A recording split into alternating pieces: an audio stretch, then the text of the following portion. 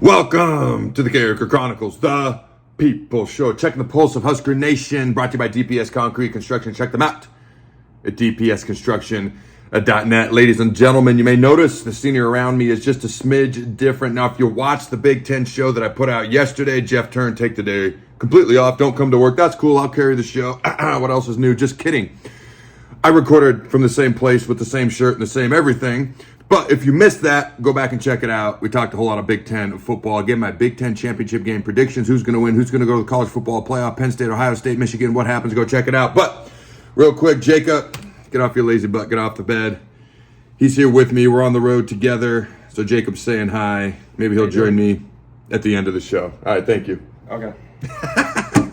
All right, so here's the deal. Since the Nebraska-Michigan game, I have been asked several questions, but one question has come up more often than any other question. And that question is, Adam, when will Nebraska compete again?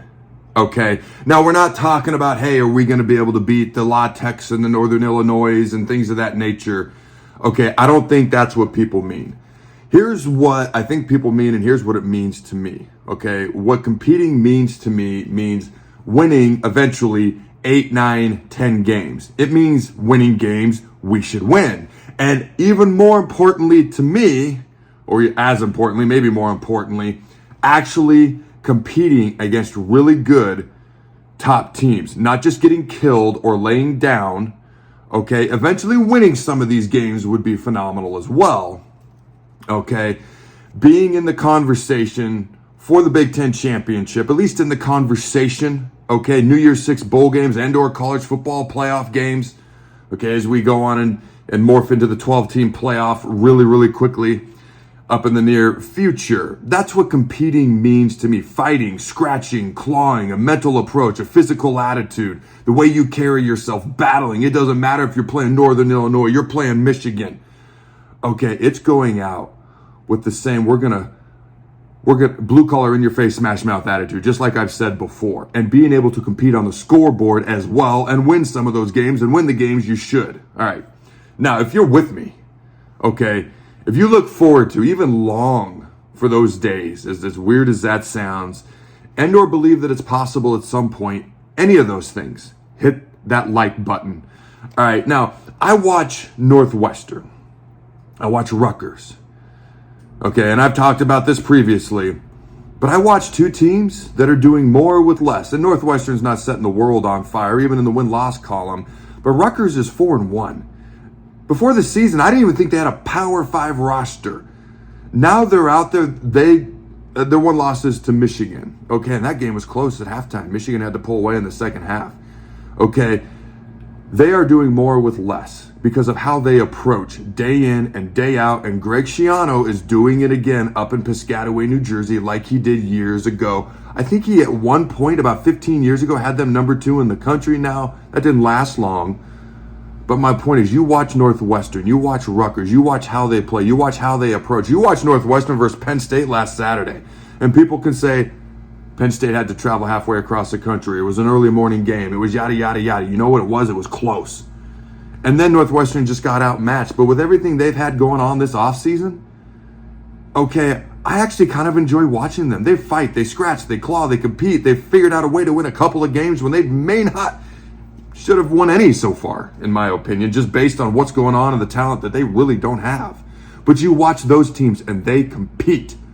Now, I would like Nebraska to compete like that game in and game out. But I also like to, win some big games and more games and compete against higher ranked teams and win some of those games eventually down the road as well, or sooner rather than later would be okay, but at least eventually at some point. I do want to give some final thoughts on the last game, and then we're going to move on. Okay, the option kind of disappeared in that game, and you can argue it wouldn't have dictated the outcome of the game. You'd probably be right, but where to go? Where'd our quarterback runs go? Okay, maybe you're trying to protect the quarterback, but if it's part of our offense, it's part of our offense. I don't ever remember somebody trying to protect Tommy Frazier or protect Scott Frost or anything like that. Okay, with the play calling anyways. So, Harburg, I'm a former pitcher. I'm a former quarterback. I couldn't help but notice, was he side-arming, short-arming some of those throws? My point is, you got to stay on top of the mechanics. Kickers a lot of times struggle because of what's right here. Okay, but also the mechanics of kicking, which I know nothing about that. okay, are very important. It's the same thing with the quarterback. You got to stay on top of those mechanics. I think we got to use Jeff Sims better. Here's the deal.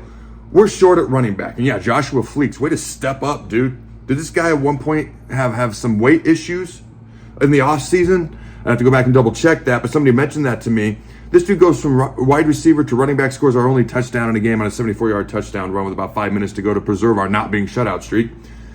Okay, but what about Jeff Sims? We're short at the running back spot. I think he could do some great things. What if we put him at receiver? We don't have anybody to stretch the field right now. Okay, he's a big, tall, fast, freak athletic guy. I don't know if he can catch. Let's work on it. Plus, think of some of the trick plays that you could put in. And I know if you're building for 2, 3, 4 years down the road, you want to work on those things. And it was mentioned, all due respect to Matt Rhule, but he mentioned in the press conference, Nebraskans are scared to lose. I don't think we're scared to lose. I think we're sick of losing. I'm all for building 2, 3, 4 years down the road, but I like to get some wins along the way as well. That's also allowed. Just my thoughts. All due respect, truthfully. I think we can utilize Jeff Sims, as long as he's healthy, a little bit more than we are just saying, hey, either you're quarterback or on the bench. I think we can do more with him. All right, I was asked about Nebraska's two-man rush at one point throughout the game. They only rushed 2 guys. Honestly, my thought on that is it was probably a bust. Somebody was probably supposed to rush that didn't. Okay, it's not very often you rush less than 4, definitely less than 3 guys. I do remember a Monday Night Football game way back when I was in college. I watched the Patriots play the Dolphins, and Bill Belichick had this third down defense with no D lineman on the field. And there were times when he'd blitz 6 guys with cover 0 on the back end, and there were times when he'd rush 1 guy and drop 10. That's Bill Belichick. That's not what we're doing. It's probably just a miscommunication.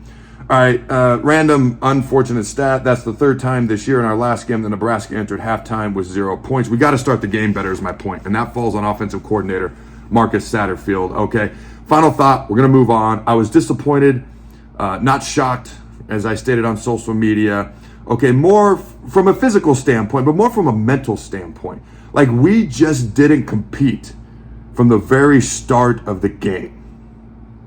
Now let's move on. All right, real quick, before we do move on, DPS Concrete Construction. Check them out, dpsconstruction.net. They do phenomenal work. If you're looking for a great boss, if you're looking for a great employer in the Omaha metro area, I just had breakfast the other day at Cracker Barrel with Jason Armstrong. He's got a phenomenal story about how he took over the company. He's a great boss. He does great work. Check them out at dpsconstruction.net. Now let's look at Matt Rhule's history. How long before we can realistically compete, Adam? Okay, I've defined what competing is. But what's Matt Rhule's history when it comes to getting better and competing at a higher level year after year? All right, you may be familiar with some of this, or maybe you're like me and you looked it up and you were a little fuzzy, so you had to look it up again. All right, year 1, Matt Rhule doesn't do great. 2 wins at Temple, 1 win at Baylor. In fact, Temple started off 0-6 his first year there. Okay, year 2, he does better. Temple was 6-6, Baylor was 6-6. Seeing a trend here. All right, year 3, Temple started off 7-0. Year 3 at Baylor started off 9-0. Okay, Temple ended up with 10 wins, lost in the conference championship game that year, but vastly improved. Baylor was 11-1 at some point, all the way up to number 7 in the country at one point during that season. Okay, again, the end of the regular season, 11-1. They did lose to Oklahoma in the Big 12 championship game, but drastic improvements every year. All right, year 4, well, Baylor, Coach Rhule went to Carolina, but at Temple, he had 10 wins again, and he led Temple to their only 2nd ever conference championship game in the history of their football program. Okay, now this year, what are realistic expectations for the rest of this year? And I chatted about this a little bit in my gut reaction after the game Saturday, but what about next year and the year after, okay? So here are my thoughts. There's no excuse not to go 6-6 this year. All right, Illinois on Friday, it's very beatable.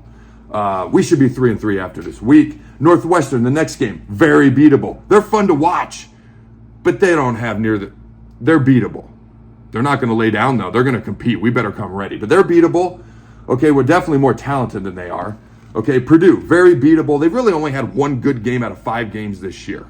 Okay, I talk about them every week on the Big Ten show. They've only looked good once. That was against Illinois this past weekend. They're very beatable. Michigan State should be better, but their program's in disarray with everything that's gone on with Mel Tucker.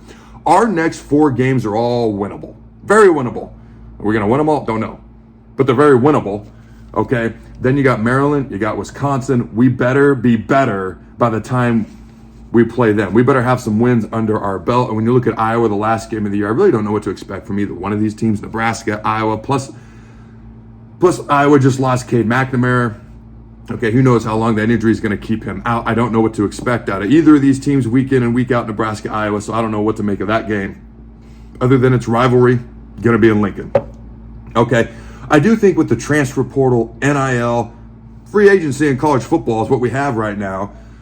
It's easier to turn around a program quicker. Nebraska was not as down as Temple's typically was, or Baylor was. Nebraska had more in the tool shed, more tools to work with, so to speak, for lack of a better way of putting that. You've got NIL, you got the transfer portal, you've got the easiest schedule Matt Rhule's ever going to have at his time as a head coach here. I already talked about in the gut reaction again, conference realignment. The teams we're adding to the Big Ten in a year, they're really good. We ain't adding crappy teams. USC, UCLA, Washington, Oregon, it's the best of the best. So this is the easiest schedule he's ever going to have. Okay, I don't think there's any excuse not to win 6 games this year. College football is different than it was before, okay? I believe improvements can happen quicker. Year 2. So I think 6-6 is very realistic this year is my point. Going to a bowl game. Okay, at some point I'm going to predict whether we actually do it or not, but that'll be a couple weeks down the road. Year 2, so 6 wins this year. Year 2, I think we can get to 7 or 8 wins. Year 3, 9 or 10 wins, and be in the conversation to compete with some of the Big Ten's better teams, if not some of the best teams, and maybe in that CFP, college football playoff conversation. Remember, we're going to 12 teams. We're going to 12 teams, not 4. Okay, and if not by year 3, definitely by year 4. All right, Husker fans, let me know in the comments below. Do you agree with me? Is 6-6 realistic this year? Number 2, what's your expectation win-loss record-wise for year 2 under Matt Rhule? 7-8 wins, just like me, or do you disagree? And is it year 3, 4, or 5 that you realistically expect Nebraska to be back in that Big Ten title, CFP, top 12 teams, because that's what the CFP will be, a top 12 teams type of conversation? Year 3, year 4, year 5. And if you don't think this is possible, then why did we hire Matt Rhule? I think it's possible. When do you think it's realistic that Nebraska can compete at the levels that I'm talking about once again? And as always, check out CarrikerChronicles.com. It's where all your football hopes and dreams will come true. Until next time, Husker Nation, go Big Red. Hop in here, Jacob, and always remember... Throw the bones.